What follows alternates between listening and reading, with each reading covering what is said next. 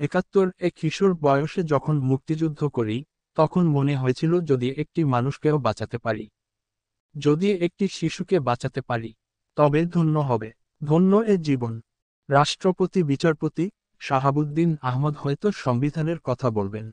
তিনি বলবেন সংবিধান আমাকে, রাষ্ট্রপতিকে, কারো জীবনের নিরাপত্তা দেওয়ার সুযোগ দেয় নাই।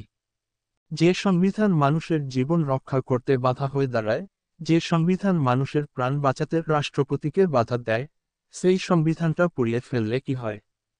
বিচারপতি সেটা পুড়িয়ে ফেলুন।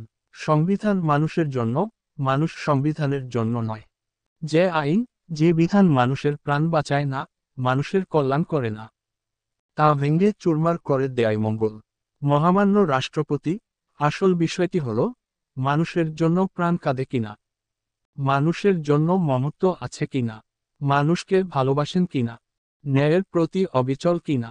71-এ আমরা যখন মুক্তিযুদ্ধ করি, তখন কোন সংবিধানে বলা ছিল না, মুক্তিযোদ্ধা হও, মুক্তিযুদ্ধ কর, দেশ স্বাধীন করো, দেশের মানুষকে বাঁচাও।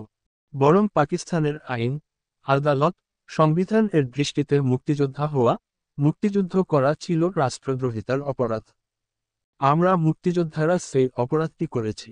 পাকিস্তানের আইন, আদালত, বিধান সবকিছুই ভেঙে খান খান করে দিয়েছি। মহামান্য রাষ্ট্রপতি বিচারপতি শাহাবুদ্দিন আহমদ, আপনি তখন কি করেছিলেন? পাকিস্তানের আইন এবং সংবিধানের প্রতি আনুগত করেছিলেন, অথবা স্বার্থবাজ কাপুরুষের মতো পাকিস্তানের অধীনে চাকরি করেছিলেন? মহামান্য রাষ্ট্রপতি বিচারপতি শাহাবুদ্দিন আহমদ, আসলে কোন বিধানই শেষ কথা নয়। বিপদে মানুষের পাশে দাঁড়ানোটাই বড় কথা, মানুষের প্রাণ বাঁচানোটাই মূল এবং শেষ কথা। হোক সে একটি মানুষ অথবা একটি পরিবার কিংবা একটি জাতি।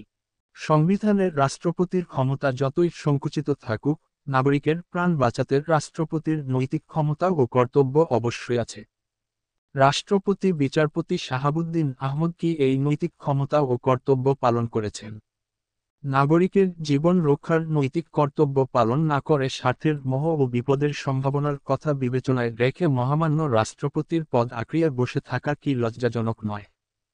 নাগরিকের জীবন বাঁচানোর আবেদনে সাড়া না দেওয়ার কারণ হিসেবে রাষ্ট্রপতি তার সাংবিধানিক বাধ্যবাধকতা ও সীমাবদ্ধতার কথাই বলবেন।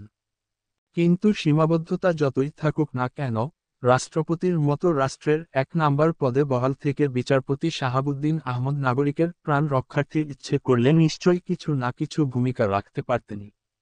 আর সেটা করলে অন্তত তিনি বোঝাতে পারতেন, তিনি চেষ্টা করেছিলেন। রাষ্ট্রের নির্বাহীর হয়ে নাগরিককে বেআইনিভাবে হত্যার চেষ্টার বিরুদ্ধে তিনি রাষ্ট্রপতি হিসেবে তার নৈতিক বিরোধিতার কথা জানিয়ে দিতে পারতেন।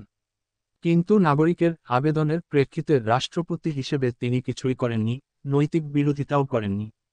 অন্যায় যে করে আর অন্যায় যে সহে তব ঘৃণা যেন তারে তৃণসম দহে। সমাপ্ত।